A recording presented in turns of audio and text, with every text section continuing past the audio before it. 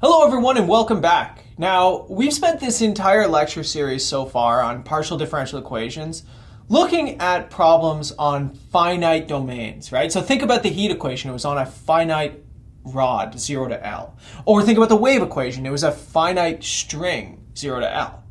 Now, of course, this makes sense. Things in real life are not infinitely long. They are very much finitely long. However, we are now going to transition a little bit into looking at infinite domain problems. And the reason that we're going to do this is because infinite domains, even if they don't exist in real life, they function as proxies for things that are very, very large.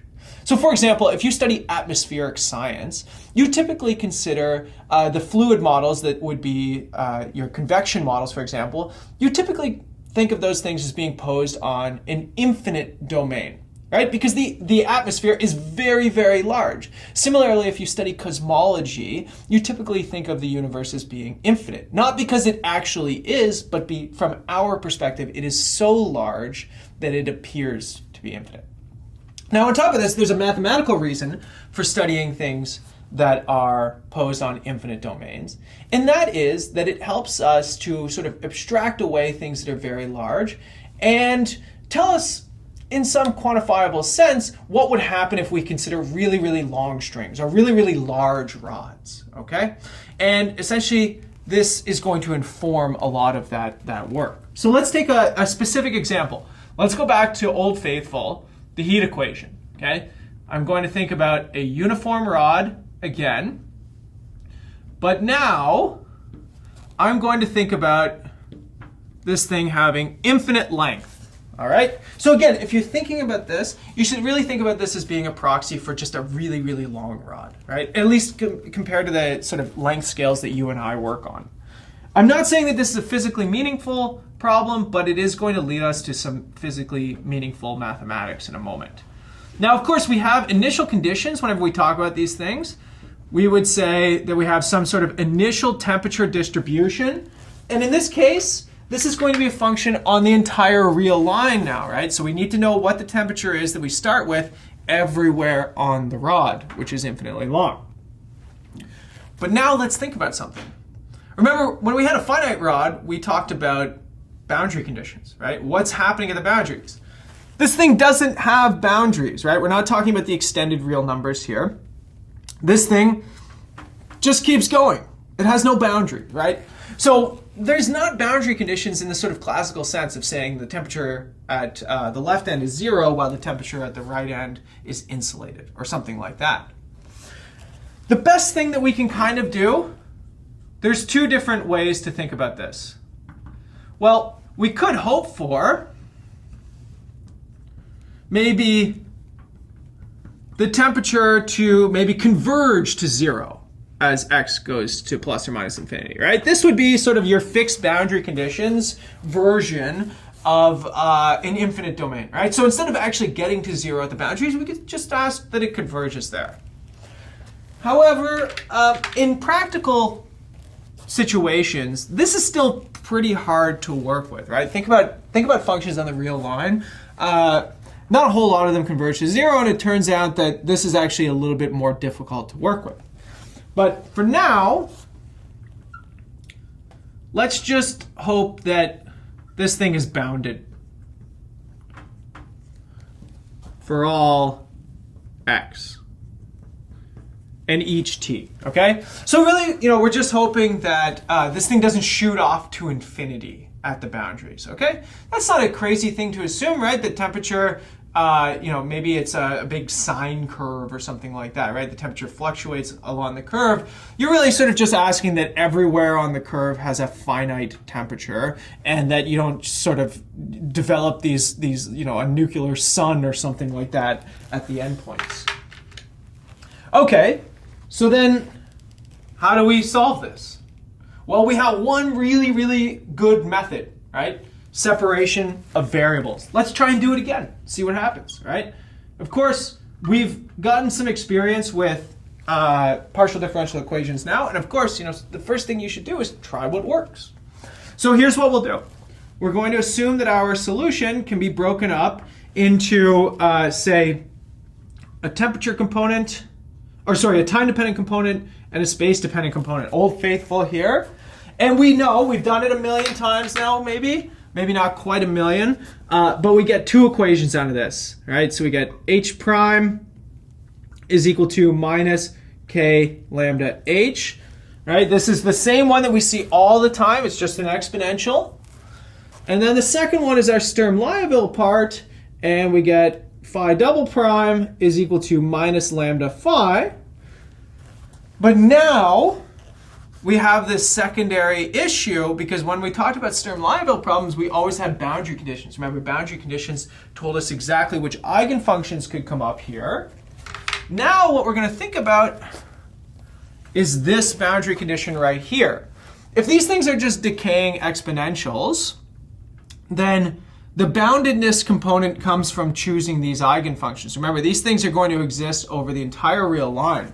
So we're going to say with, well, phi at plus or minus infinity is less than infinity, okay? So we're just going to say, you know, as this thing goes to the boundaries, this thing is actually going to be finite. Now, this is not pretty notation. You should write these as limits.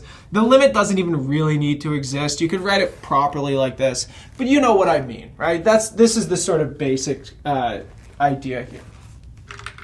Now, let's think about the difference between finite and infinite domain problems. If we think about finite domain problems, 0 to L, we saw that there's a discrete sequence of eigenfunctions to this problem, and it comes from basically the waves that fit onto this rod, 0 to L, this domain, right? So you never got, you know, half of a wave. It always had to sort of complete itself. It was one wave, two waves, three waves, right? And this led to a Fourier series. Now, the domain is infinite. We never have to worry about sort of squeezing things into the domain anymore. In fact, essentially, we have solutions for all lambda positive. Actually, greater than or equal to 0 is fine here as well, right? Because equal to 0 gives us a constant solution.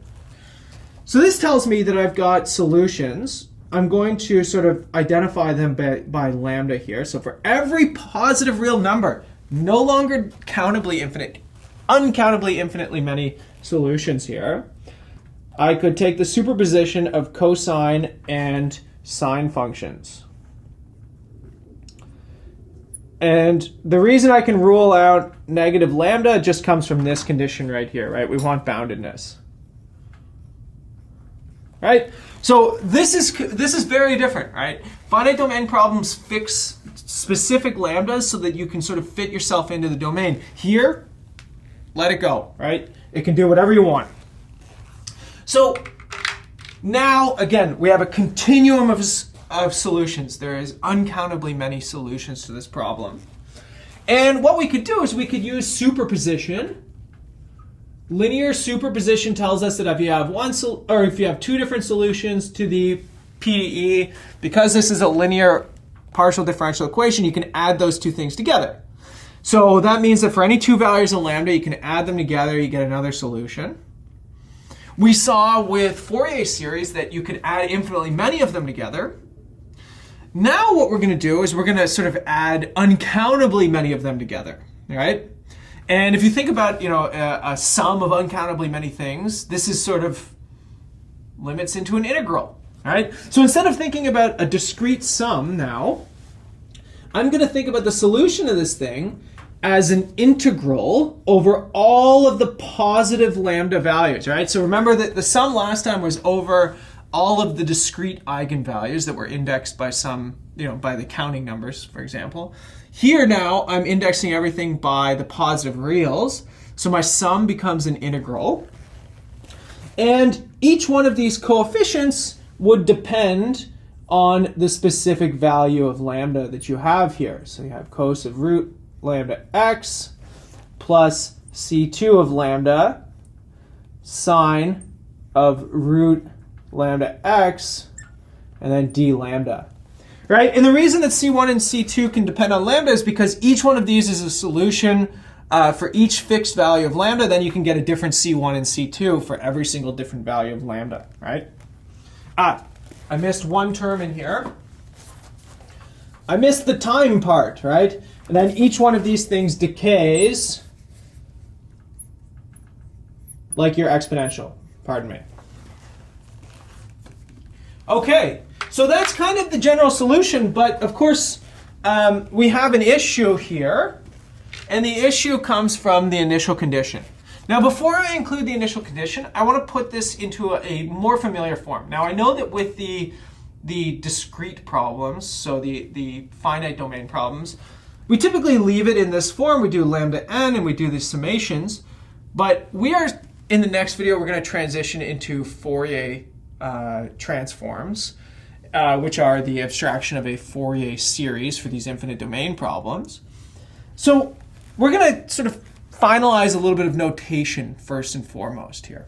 Now typically, let's say typically,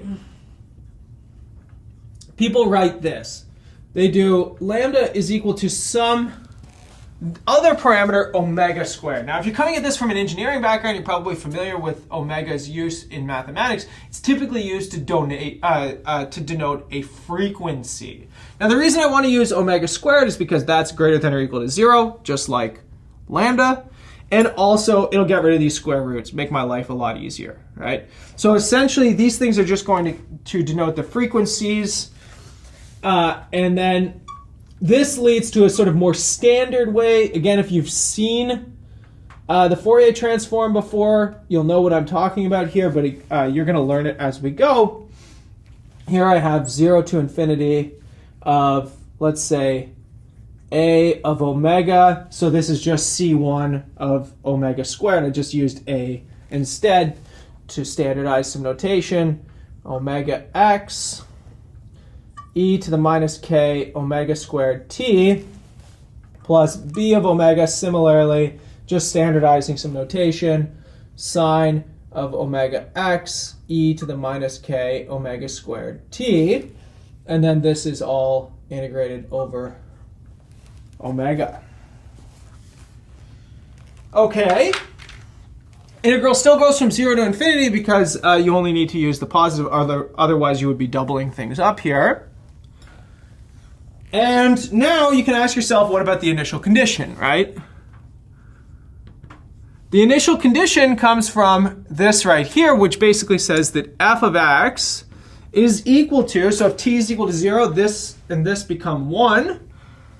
F of x has to be equal to the integral of a of omega cos of omega x plus b of omega sine of omega x d omega. Now again, if you think about the integral as sort of being a continuous summation, this is basically your Fourier series, right? The only difference now is that you're going over infinitely many frequencies, not just pi n over L or whatever it happened to be. I can't remember off the top of my head. So the question now becomes, is there always these two things right here? Can you always take any initial condition and identify what these coefficients would be? Because these coefficients tell you what the solution to this thing is. So first of all, if I didn't have the initial condition, I could just choose functions for these coefficients, and boom, I've got a solution to the heat equation on the infinite line by all the work that I've done here. But of course, most of the interesting things that we do with partial differential equations comes from matching an initial condition to a specific solution. So that's going to be the focus of the next video when we start talking about Fourier transforms and how they generalize Fourier series. Before I do that, I want to keep talking about the way that we write this. Now,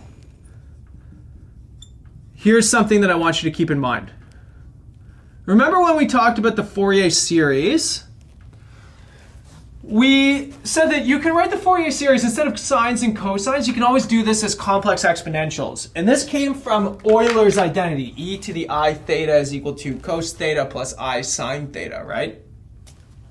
Well, one thing that did for us is it made it easier just to write down the summation for a Fourier series, right? It only had one term in it, e to the I theta. we're going to do the same thing here because this is a lot to write, right? It becomes complicated. It kind of gets ugly. So what I would like to do is I would like to swap out the cos and the sines here for a complex exponential so that I can sort of compactify this, this integral right here. Okay, so here's what I'm going to do. I'm going to actually write in the same way that I showed you for Fourier series.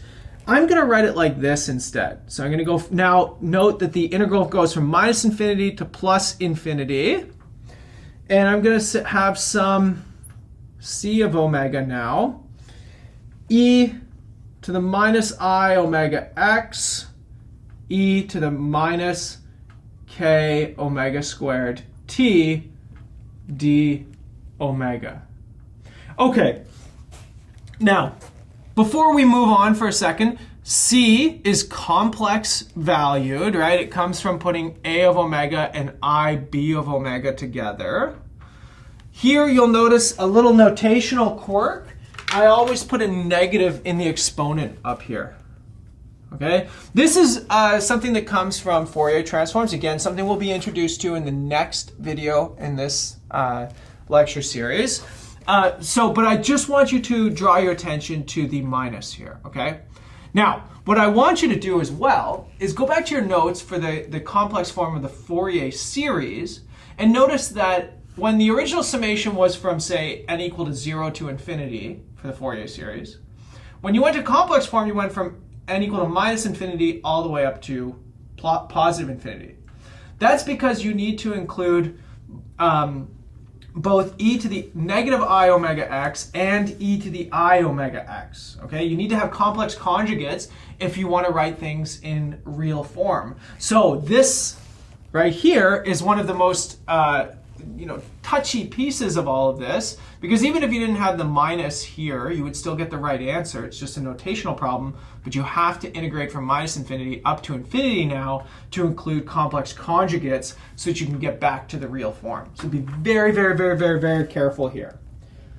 And now in this case, what we're going to get is the initial condition gives this now. So if we just sort of swap everything in, if we evaluate at t equal to 0, we get that this integral should take this form.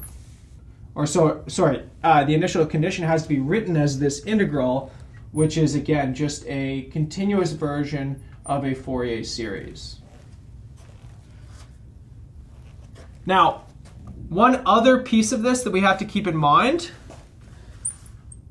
if f of x is real, right, which would make sense, right? We do not have complex temperatures. Then this will also give me that my temperature is real for all time. That's good, right? You can argue this fairly simply, and really it just comes from the fact that this thing is always real as well, right? So most of the interesting pieces from the initial condition are already there. This thing is always real, and so you're always going to get a real valued temperature. This has some important consequences on c of omega because this is a complex valued function. These are similar to what the coefficients have to look like in the Fourier series. Okay, so here's what I've shown you so far. Infinite domain problems give continuous summations of solutions from the principle of superposition. Nonetheless, if I did know a of omega and b of omega, if I picked them, for example, I've got a solution to my heat equation on the infinite line. But like most of what we've talked about, what becomes interesting is incorporating specific initial conditions. And when we want to incorporate a specific initial condition, we have to be able to identify, if I give you an f of x, can you find a c of omega to make this equation work?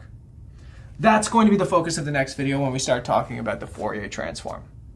So I'll see you all in the next video, everyone.